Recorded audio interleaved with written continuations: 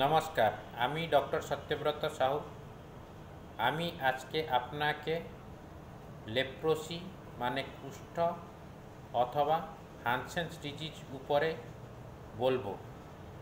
আপনি জানেন কুষ্ঠ সাধারণত মাইকোব্যাকটেরিয়াম লেপ্রে জন্য হচ্ছে।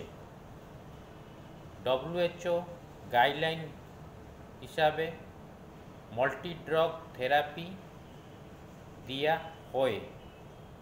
মাল্টি ড্রাগ থেরাপি সাধারণত পসিব্যাসিলারি লেপ্রোসির জন্য 6 মান্থ থেরাপি, মাল্টিব্যাসিলারি লেপ্রোসির জন্য 12 মান্থ থেরাপি দেওয়া হয়।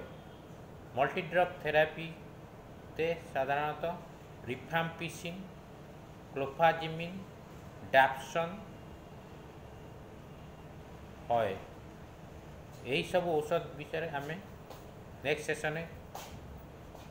আমি আপনাকে নেক্সট সেশনে বলবো। ধন্যবাদ।